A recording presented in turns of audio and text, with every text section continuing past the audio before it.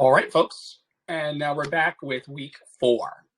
This is the 4th week of the year. We're in the 4th week out of 52 weeks. It's wonderful to be with you and see you today. I hope that the light is shining from the inside of your heart outside.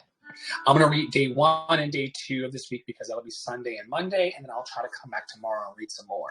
Life is really, really hectic right now for all of us, so you'll understand that we're all doing the best that we can, and I'll be here participating in this part of the cohort as often as I can. Challenges, week 4. I used to think challenges were bad. My thinking has turned around on that. Did you ever try to do something that was so easy, so piece of cake, so guaranteed that you didn't have one emotion, doubt, or fear about it? Boring, isn't it? Oh my God, I thought, how am I ever going to find my way through this?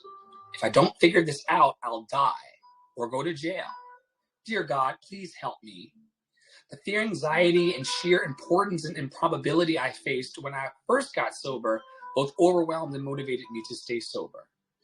All of it pushed me to search for answers, to get up off my butt and go to meetings, to ask for help, to be of service.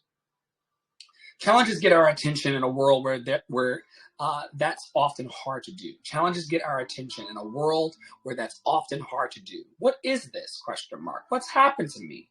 I'm sinking in quicksand, I thought, when I began to face my codependency issues. The confusion, fear, and anger felt uncomfortable enough to motivate me to change. The same is true about the challenge of being a single parent after my divorce. The sheer terror of being faced with the sole responsibility of raising 2 kids was both too much and just what I needed to get my attention and help direct me to the next set of lessons in life. The challenges of single parenthood brought out my best. When my son died, that challenge became too much. This time I didn't bounce back, but eventually just the teeniest part of me became curious about where something this devastating might lead. Even the small challenges, those problems that interrupt our day or our mood, can serve to get our attention. If we are mindful, we can find positive motivators in small problems. Why didn't anyone tell me how hard this was going to be? I've heard many people express these kinds of fears about sobriety, recovering from codependency, parenthood, life. I've said it myself. Remember, it takes heat and pressure to turn carbon into diamonds. Remember, it takes heat and pressure to turn carbon into diamonds. The pressure of challenges is what shapes and forms us. The value for this week, week 4 out of 52 weeks of the year, we'll explore the value of a genuine rise to the occasion, feet to the fire, step up to the plate challenge. So if you're going to be following along this week, we got 52 weeks of conscious contact, so I'll be reading about this book and reading from this book all year. This week's value, of course, is challenges. This week, we'll explore the value of a genuine rise to the occasion, feet to the fire, step up to the plate challenge. And God knows, in my life, in the recent, I would say week or two, life is really, really amping up. I've got some rise to the occasion, feet to the fire, step up to the plate challenges in my life. And all of them are not negative. Some of them are positive. Some things are actually working out, and they're still causing me to rise to the positive occasion, to put my feet to the fire in a positive way, to step up to the plate in a positive way. And so I'm grateful for this week's theme, if you will, because we all have challenges, and learning how to navigate those is so important. All right, day 2. We want enough challenge in life to get our attention. With practice, we can turn our fears into determination. Opposition can be our greatest teacher. A good challenge can bring out our best. The application for the week, as we involve ourselves in the theme of challenges, whenever we're wondering why something has to be so hard, it may be time to remember the value of challenges. Whenever we're creating self-sabotaging challenges because we're bored, it's time to examine the values of the challenges we're taking on. I'll read day 2 one more time. We want enough challenge in life to get our attention. Essentially, said we want that. We don't like life to be boring and mundane. We don't like the same old food and the same old ice cream, and the same old people and the same old circumstances. We want to be challenged. We want to be pushed to the brink of our experience.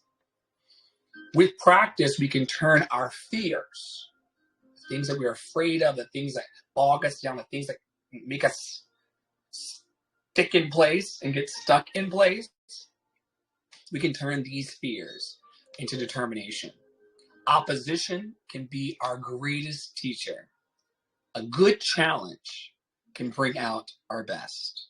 The application is whenever we're wondering why something has to be so hard, it may be time to remember the value of challenges. Whenever we're creating self-sabotaging challenges because we're bored, and trust me, I coach people and work with so many people, I'm like, you're just feeling this way and you're just stuck here because you're bored. It's not because you're not a good person.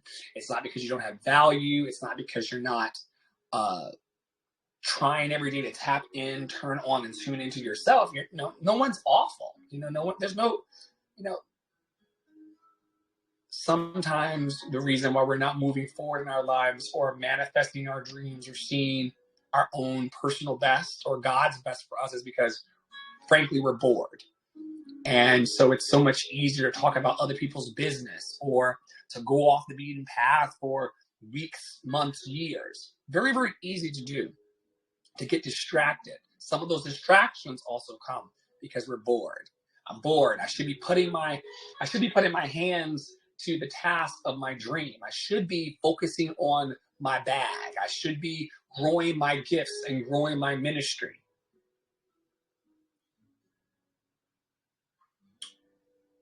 But instead, I'll be bored and entertain all sorts of other things beyond exactly what I'm supposed to be focused on.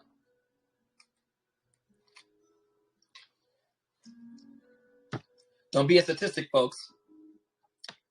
You are completely equipped and able to meet the challenges of your life head on. Like they said in the reading before, no, it's today's reading. With practice, we can turn our fears into determination. Opposition can be our greatest teacher.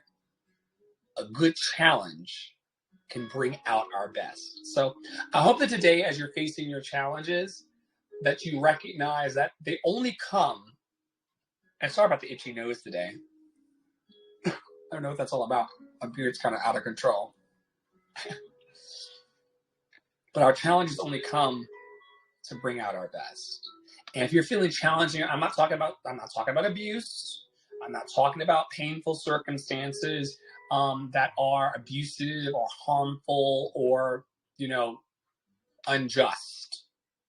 I'm talking about everyday challenges on the path to our dream. If that's something that you're facing and feeling, it might be a good time to recognize that that's trying to bring out your personal best. Now, what your personal best is, I can't tell you that. I can't make you love me, and I can't tell you what God's best is for you. That's yours to discover in your own personal curriculum. What God has that's best for you, what higher power has that's best for you, that's in your lane. I try to stay in my lane. I drink my water. I mind my business.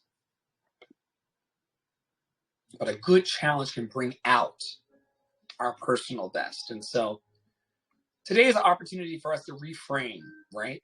Reframe our entire experience. I'm challenged right now.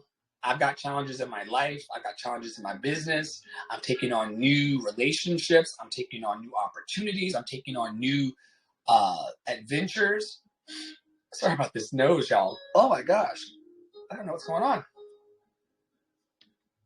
I'm taking on so many new things right now and choosing to have great food, great sex, and great adventures. Well, when you're stepping into a new place in your life, it can feel really, really wobbly and make you feel like, oh, maybe I'm taking this too fast, or maybe the challenges are bigger than what I can face. No, they're not. They've only come to bring out your best. And so if you've got a challenge in your life or something that is really pushing against you and you want some help with that, just reach out to me. I'd be more than happy to help and reach back. And until next time, Dr. Flo here. May you be happy, may you be healthy, may you be free of all suffering. May you be happy, may you be healthy, may you be free of all suffering. May you be happy, may you be healthy, may you be free of all suffering. And may love hold you in its big, big, big, big, big hands. Have a great day.